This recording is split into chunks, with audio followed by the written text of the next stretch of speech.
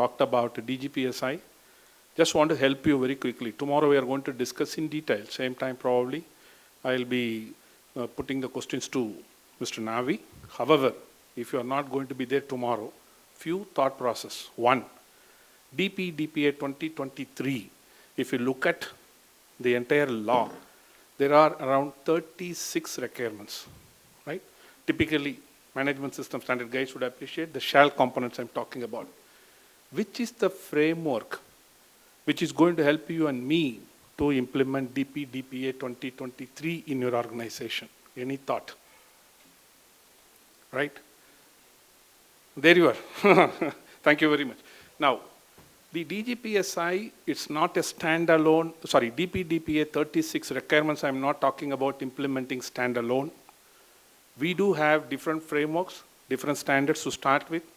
I'm sure in this hall, all of you are familiar with ISO 27001 to start with, let's say. The current standard, the release 2022, talks about 93 controls. Yes, no? Yes. Thank you. Will that suffice to meet the requirements of these 36 DPDPA 2023? Any idea? I will answer your behalf, on your behalf. Answer is no. Fair enough.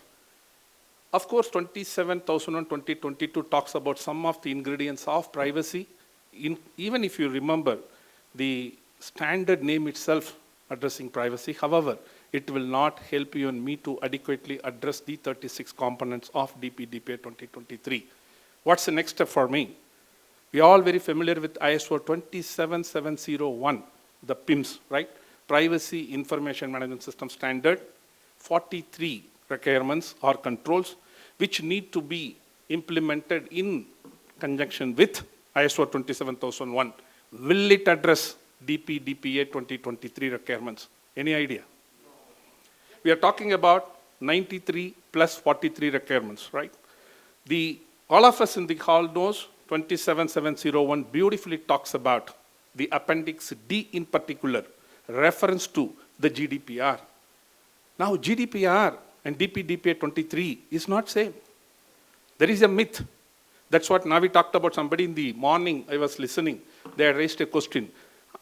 If I'm conforming to GDPR, am I conforming to DPDPA 2023? Be with me, no. DPDPA comes with its unique features, right? I can keep on talking about it. So, 27701, 27701, 93 plus 43 is not going to help me in implementing DPDPA 2023. Stay there. We have ITA 2000/2008, because the current version of ITA, only the section 43 capital A has been taken out, what we are talking about as DPDPA 2023. The remaining provisions, some of the provisions of ITA 2000 and 2008 still could be referenced, could be revoked in discussion with the DPDPA 2023. We are talking about almost 25 requirements of ITA 2000/2008. How am I going to implement it? Question mark. Navi sir just talked about the Bureau of Indian Standards, the latest one which is still in the draft, adequacy of governance and management, data management. There is a section or a practice group 7 which is focusing on risk management. Under the risk management category, quite interestingly, there are 25 controls related to data privacy, starting from data classification and so on. By implementing these 25 controls of this draft standard, will it help me to implement DPDPA 2023? Any answer? Of course. Fair enough. Let me again, on your behalf, answer. No, it will not, because it's only addressing certain portions, not the 36 components of DPDPA 2023. Like that, I can keep on talking about it. And we also know the efforts involved. If I have to be 27701 PIMS, I need to be, first of all, ready with the 27001, and talking about stage 1, stage 2, internal audit, management review, whatnot, etc. Absolutely, absolutely. Recertification, surveillance, and so on. This is where, be with me guys, tomorrow we'll talk about it more. Let me take the privilege in introducing and give a big hand to Mr. Navi, which talks about guardians of data privacy. In my opinion, I'm not trying to sell it over here, I had gone through each and every line of this book. This is the solution for you and me. Be with me. And we have a kind of, you can go to Amazon and buy, but go through Mr. Navi. You will be getting 30% of kind of a discount on this because he has got that privilege as an author. Each and every section, whatever I'm talking about, including GDPR compliance. And I'll stop here. We will talk about it tomorrow. Thank you very much. Have a nice evening. Thank you so much, sir, for evincing interest in the participants for tomorrow's programs. Probably it was like a teaser and the kind of issues that will be flagged off for tomorrow. And now we move on to the valedictory address by Ms. Satyavati Divadari on Internet of Things and data privacy. Thank you. I know now you are already tired, so I'm not sure whether I need to go up or not. I'm just trying to see whether, how can I engage? First of all, IoT. How many people know what is IoT? Everybody. What is IoT? Internet of Things. Okay, do you have any IoT right now with you? Yes, what is that? Mobile device and smartwatch. Excellent. Okay, anybody have autonomous car? Not yet. Okay, so I just have one question for you before I go on to the topic. It's anyway 15 minutes, so it will be faster. I thought I will engage you a little more. I'll give you two options. Do you like to see something very exciting or something depressing? Exciting. Okay, let's go on the cars, guys. AVTR. Can you run the AVTR? It's one of the craziest cars on the entire planet. Show you around and we're even going to get to drive it. So today's video is an absolute banger. Make sure you watch until the end. This is the Mercedes Vision AVTR.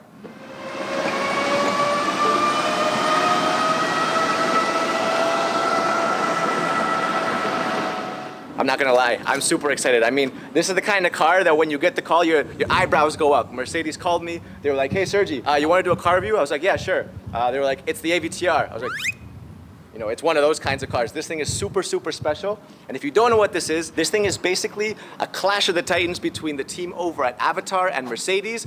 AVTR basically stands for Avatar. It also stands for Advanced Vehicle Transformation. First, you'll see that everything here is completely like lit up. It's glowing, right? But when you charge it, it also changes. So when you charge it, everything kind of goes inwards. This is super cool. And at the same time, it's also an indicator, like a turn signal. So when you want to turn, all you got to do is press the button, and there it is. There's your indicator. I thought I had cool rims, and then you see this thing. My rims look like a little plastic hubcap next to this.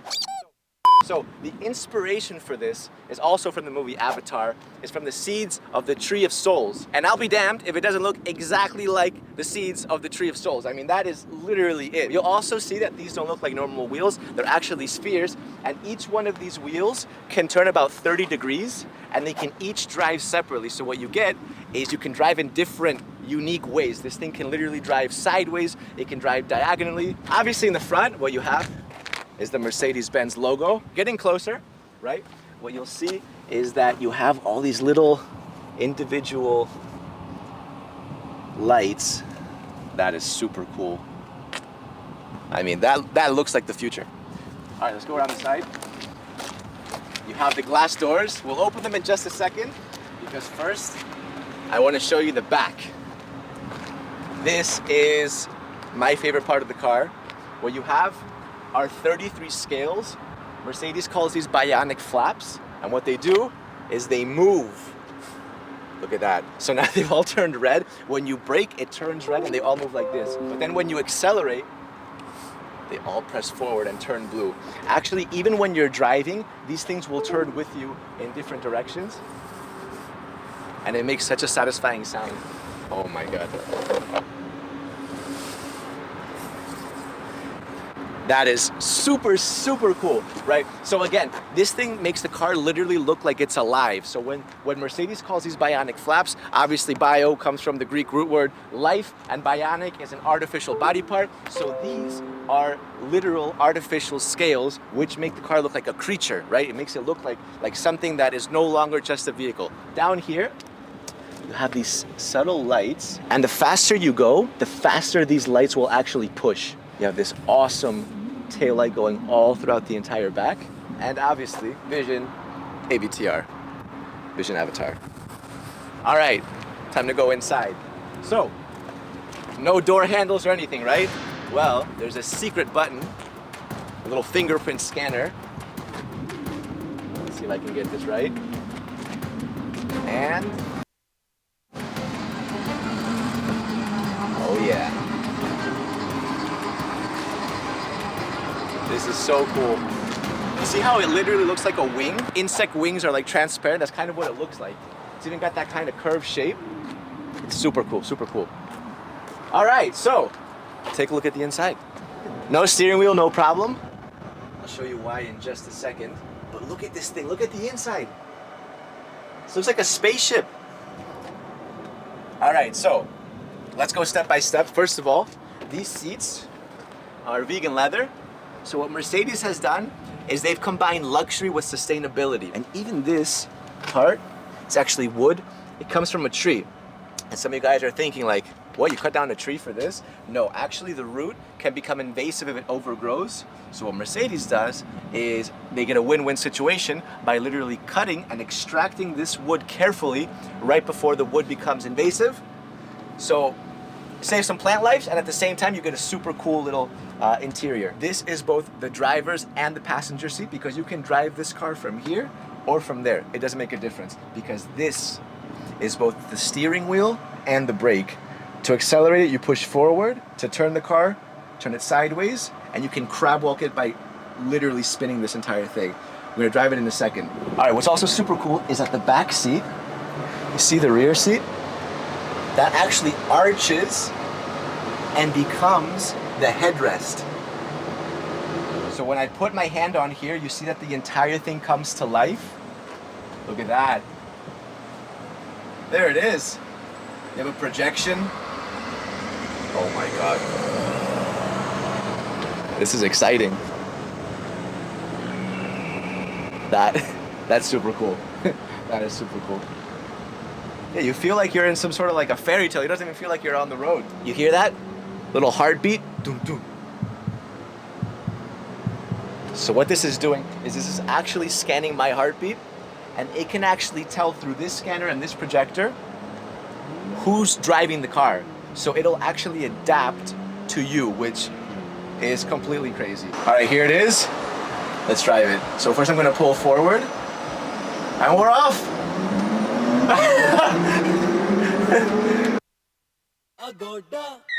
One more.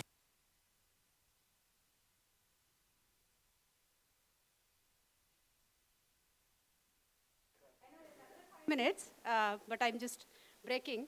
Anyway, YouTube helps us with the ads, right? How is that? Fantastic, exciting, exhilarating, all words. So I just want the data privacy day, entire day you went through data privacy. Now can you give me some indications of what data privacy issues you might see in here? Now excitement side, put it aside please. Put it in the back seat, put your brain back and ask, what are the security thing? Scanning of the person. Scanning of the person.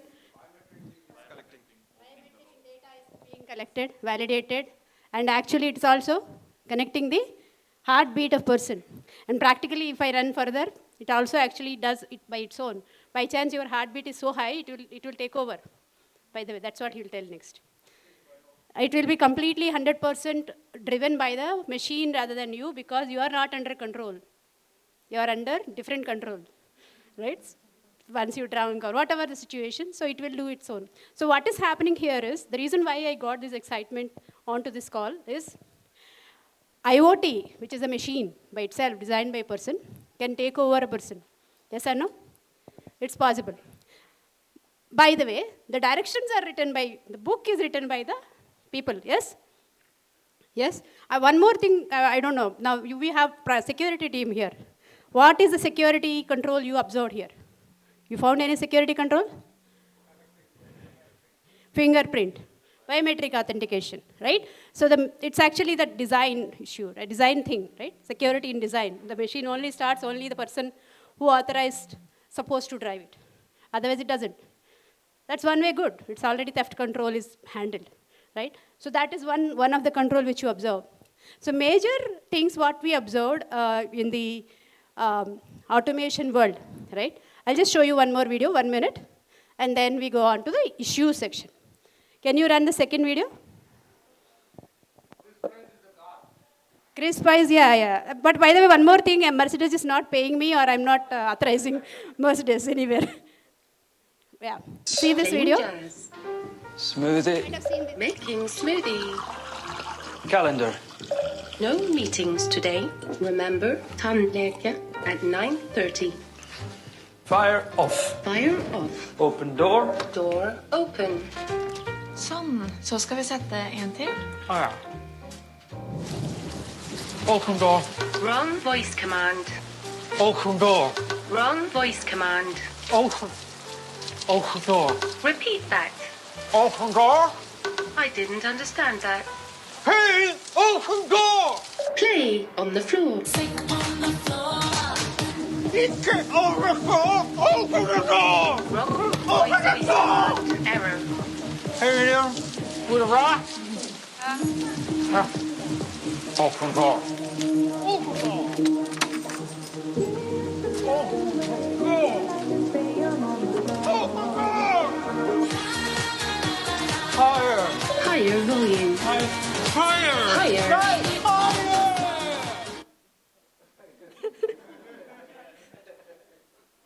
Okay, that's a very funny video, but makes you understand, right? So it's actually here, it's a technology related and then ability to process the NLP, natural language processing, etc. But there is another video where it's much more scary, where you might have seen already. The car can be thrown on the top of the hill. We are not speaking about Mission Impossible here. It's possible in the real world because most of the autonomous cars have certain weaknesses accessible through the internet, obviously, have certain weaknesses and can be handled. Same applies to the smart devices we handle, and Siri and Alexa of the world, right? So there was a case on Siri listening to private conversations in the bedroom, and somebody raised a concern to Apple, said, delete that. As per our original discussions of data privacy, right, what is that it says? You can only keep the records once a consent is given. When you start using Alexa and Siri, you've already given a implied consent, and you are using it. So only choice of using, stopping, switching on, switching off is within us. Yes or no? So that's one challenge which we observe, right? So now coming to, I think what I'll do is I'll try to summarize in 3 things. One, advantages of using IoT. Okay, that's something I think you all know, but I'm going to cover anyway. And second is the challenges in IoT. And third, I will close it with the data privacy challenges. Otherwise, I might end up with data security because being a security person. First part, IoT and challenges, advantages. What are the advantages we believe IoT is bringing into today's world, in your mind? Yeah? Ease of use, yes? Ease of use, that smart home, right? The homes can be managed as well as, just like any other technology, this is an additional new technology which is giving us that ease of use. And then if you go into instrumentation, like medical, right? The sharpest cut, like laser cut on the eye, which require a very minute, thin cut, can't be done by surgeons. So what we are using there, already we were using machines, yes or no? Now, for that, AI is used. For cutting a surgery on the heart or anywhere else, we are using AI-based machines. You might say, okay, that's anyway, you give an instruction, put this number of thickness, put here, cut here, so it will do, right? Why do you need an AI there? So there are certain additional research being done by AI to see what are the possibilities of a person having such a medical history, with a family history. All those analytics will be done by the machine and then give a possible options of how the surgery can be done. Do you believe that's good or not? Yes? Good, because it's precise. Doctor may err a bit by a nanosecond. In a heart, nanosecond is, nanomillimeter is also really dangerous. Yes or no? Right? So that's where the machine really helps. I'm speaking about the positive side of the thing. And another advantage, if you see in the, I spoke about healthcare now, and then we spoke about manufacturing. In manufacturing, if you see in the machines what we saw, autonomous cars, autonomous flights are actually handled. Because in a defense scenario, I'm speaking about defense scenario, also AI being tested, by the way. Not everything is public, but the test is going on, research is on to use flights which run through AI. Reason is, then you save lives. You don't need to send a real police, right? What you are losing is a machine, which is a cost. Yes or no? So these are the advanced things which are beneficial in IoT, in my mind. And if we need to speak about the human world, per se, it's about, for example, some people have this diabetes scenario. The insulin need to be given at a certain time, and continuous monitoring is needed when it's increasing or decreasing. And heart, and the artificial hearts are there, required to be monitored. Immediate health is needed.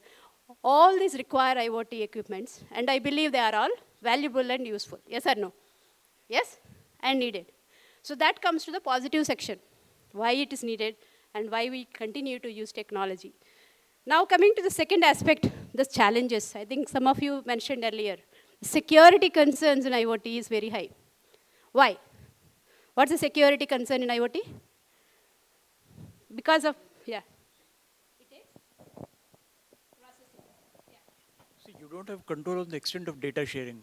The device will be sharing data with unknown number of devices, so there's no control over the data sharing. Sometimes it's life-threatening. So recently there was one hack, and somebody were able to, activate the brake in a car, in a Tesla car. So Tesla is considered to be the very highly technical car, but that has been hacked recently, and that's in DEF CON. That disclosure happened. So coming back to IoT, the reason why it is more vulnerable is because of multiple reasons. One is, it itself cannot store information inside. Yes or no? Because that's very minute. So it always relies on a third party. The third party could be a system or cloud. Yes? And there is a connectivity in between. How many parts are coming? There are multiple outside parties are connected. So all these required to be handled. How we'll handle it? What are the ways in which, how can we secure? So cloud need to be secure because the data is completely going on the cloud and then you are accessing it. So you have multiple points here. One is how we are sending the data to the cloud, who is accessing the cloud, and then who is accessing on the end control side. So so many players are involved in that. That's why it becomes more vulnerable, okay? And another one is that's the one why I said why storage is not an issue. So storage is also an issue. It doesn't have a storage, doesn't have process facility. So all because of that, then you have a security issue, right? So that's the challenge which we are observing. So knowing that these are the problems and these are the challenges, what should we do? How will we handle? What do you think? That's my closing, actually. How can we address this? Any suggestions, anybody? Increase the security? Huh? Yeah, higher level of encryption and zero trust security and all kind of whatever possible we need to implement. Again, that is for today. Tomorrow, we don't know. Newer technology may come and that may beat all the security systems. So we can go with that mechanisms of like having a higher encryption, having higher storage, everything. That's external again. How can you do it at the end point? Then it comes to human, which is us. Switch off the Alexa when you are not using, right? Yes? Yes or no? Why do you need Alexa to be running all the time? We don't know how to switch off. That's the main problem. Yes or no? TVs are always switched on. It's smart. It can record. Yes? You know the issue where the 2016, there was an issue where the CCTV started attacking the entire world. It's called Mira attack. And Mira botnet attack, which actually got entire world into stop still. That's still possible, yes or no? All our CCTVs are on IP, yes or no? Yes? Do we upgrade? Do we update? Do we do patches? No, right? So how do we handle it? So there are multiple ways in which we can do. One is buy systems like that, IP connected systems only from standard supplier. It might be a little 500 extra or 1,000 extra, but buy only from the standard supplier who can give you a maintenance fee or a replacement. Don't go with a system which is economical in that way. Just be worried because tomorrow, based on the IT Act, you are the person implemented, you are the person liable for anything happens from your mission. You understand? Your CCTV sitting here can attack the government. Possible, yes or no? Then, who is the law and order? Who will be responsible for the issue? The person who implemented the CCTV, yes or no? So, imagine that as a scenario or a threat and work on. That's one. I know it looks like a very far-fetched truth, but that's possible. Second, first question what I said is switch off when not needed. Second, when you are using connected systems, including your mobile, we are giving a lot of permissions to a lot of things. So you want to access Myntra? Okay. Are you okay to allow notifications? You say yellow. Are you allowing to access your location? Allow. You keep on allowing so many things.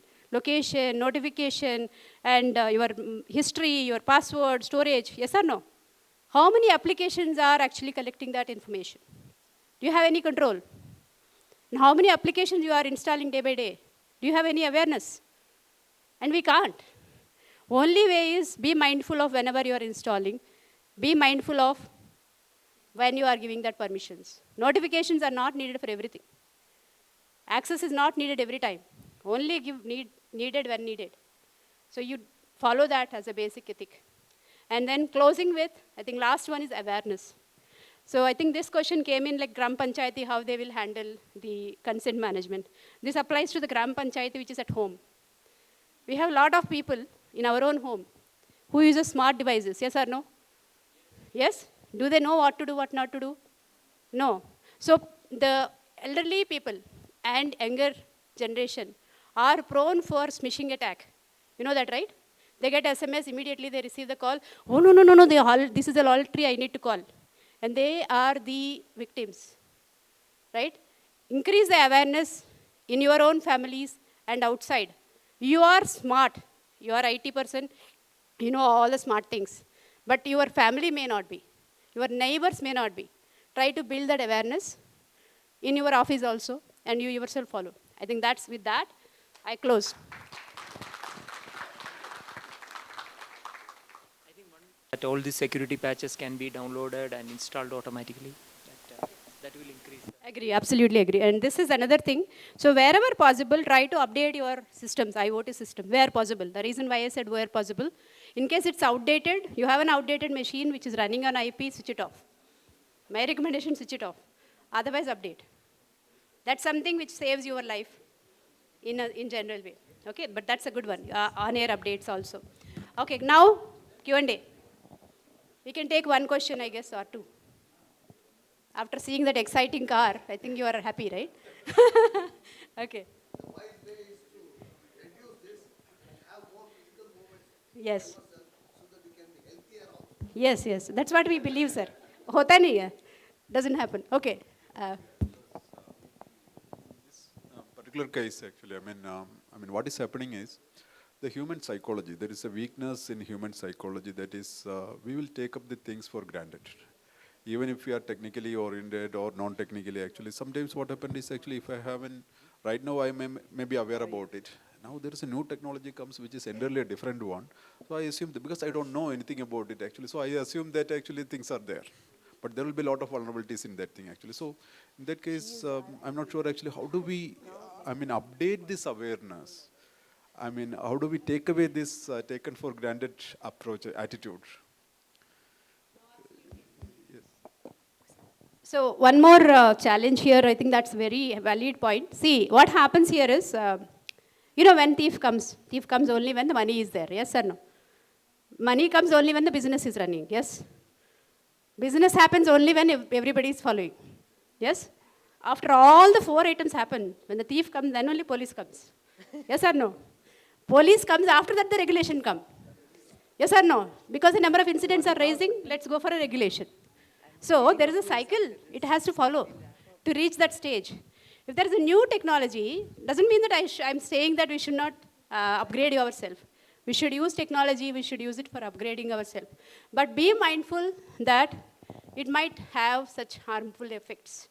When you are going a flight, that there is a possibility of that getting crashed.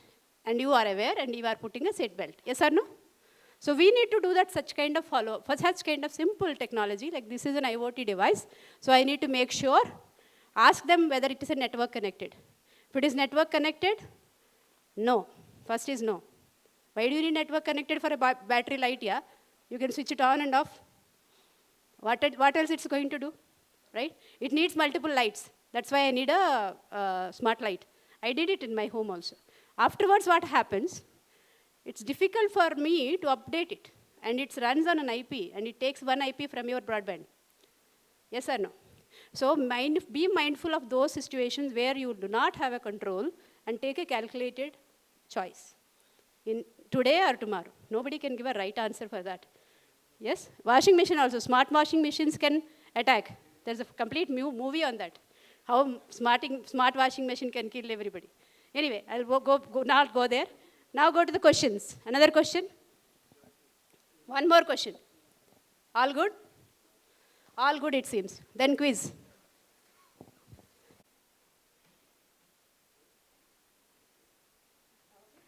Now we have the quiz moments. Once again, Ms. Satya intervening. Okay.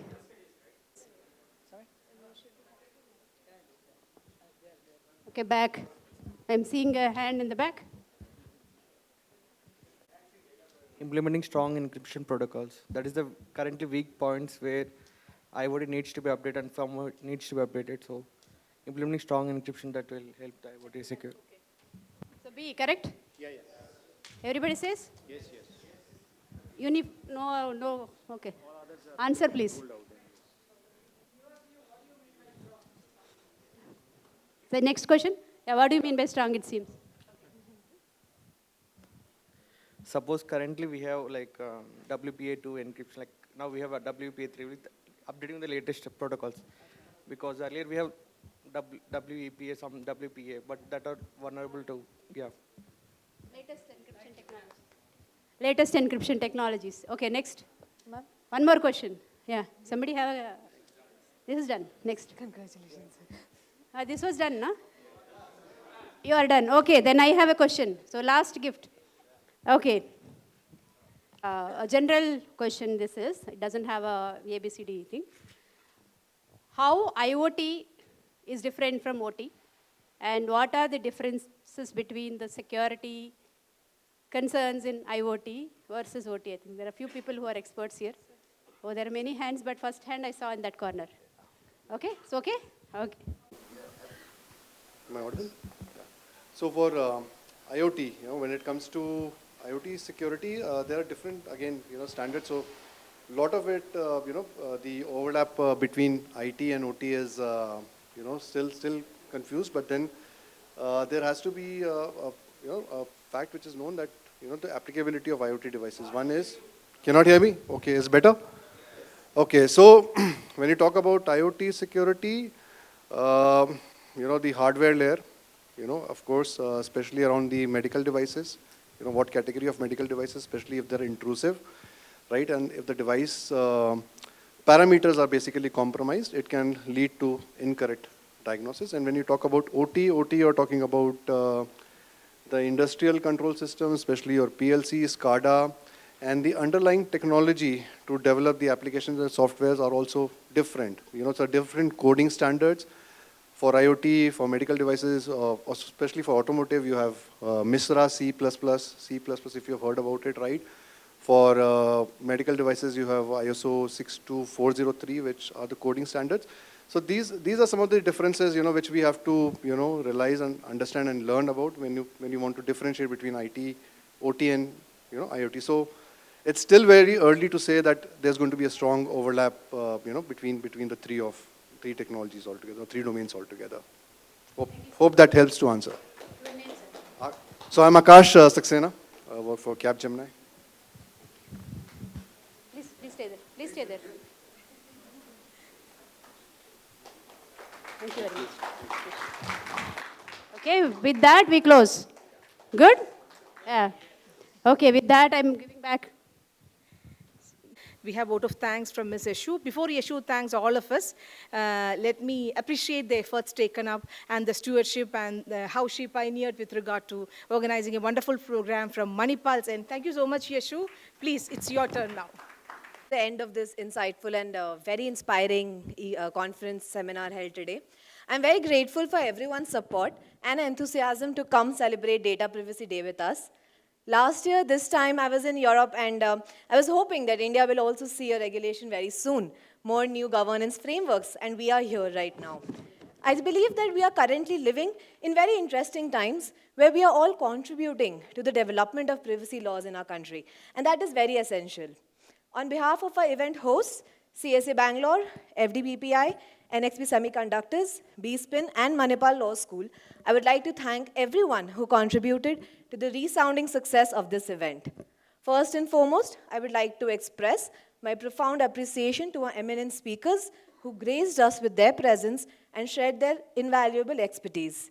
A special thanks to our panelists who, through their dynamic and engaging discussions, provided us with a deeper understanding of the challenges and opportunities here. To our esteemed guests and attendees today, industry leaders, data privacy experts, security professionals, consultants, and academicians, thank you, Lord. Your participation has immensely contributed to the diversity and richness of this conference. Lastly, I would like to express my gratitude to our event partners and everyone involved in organizing this event today. Without your generous support and collaboration, this event would not have been possible. Your dedication to foster the smooth running of this conference. As we depart from here today, let us carry forward the knowledge and insights gained and continue to work collectively towards a future where data privacy is not just a regulation, but implemented as a fundamental right and a shared responsibility. Thank you once again, everyone, for making this conference a memorable and impactful event. Thank you and have a great evening ahead. Thanks. Thank you, Yeshu, and a kudos to the great collaboration that happened for the day. Now we have the tea, as of now, that's being served over there. I request volunteers of CSA Bangalore chapter and Manipal Law School to please assemble over here for a photo shoot.